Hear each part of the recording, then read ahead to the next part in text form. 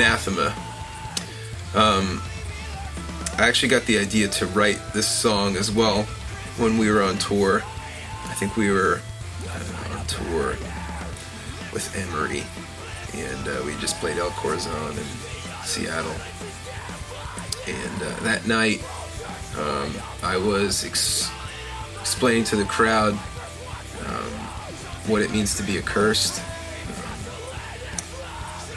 Because there's this scene in Ezekiel 16 that is painted for us by God's prophet Ezekiel to show us really what man looks like apart from God, left to his own. And it's this picture of this infant who has been deserted and was born, and its umbilical cord wasn't cut. It was covered in blood and squirming, deserted out in the middle of nowhere, with no one to pity this child or to look upon it with love, and basically left to die. And it's just a really awful scene to think about. But God is trying to show us something here, and I tried to explain that at the show to really reveal what our sin looks like before God. We are an accursed people because of it.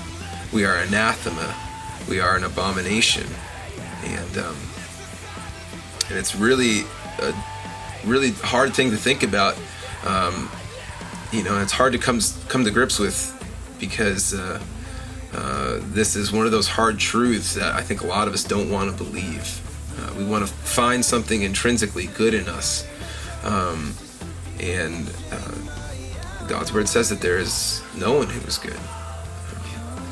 And so I wanted to write a song painting this picture for us, so that we could. I tried to write it from the first person. That's why you hear the song start saying, "I'm lying barren in my own blood." I tried to write it from that first person because when I was thinking about it that night, I was thinking about it in the first person of, this is what I was. This is how I appeared, and this is how I do appear apart from Christ. And it was really terrifying to think about. And I just thought about, if I was laying there, what would I cry out if I had any sense about me to cry out to God? And that's where the chorus comes in and says, "Glory, speak to me, call upon my name, tell my soul to live, and grant to me the life that only you could give."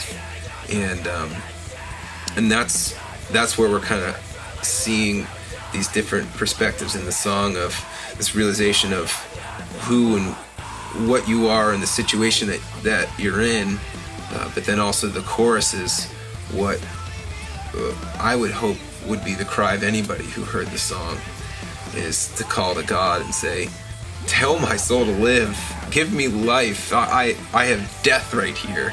That's all I know." And so it was really tough to write those words, I think, because I didn't want to just be dark and grim just for the sake of being dark and grim because it's heavy music, but to serve the purpose of showing a beautiful light, which is that if you do call out to God and cry out to Him, He will hear you and answer you, and He will come to you. And so it's just a great promise that God is willing to save all and any and all who come to Him. So that was a tough song to write, but also really rewarding.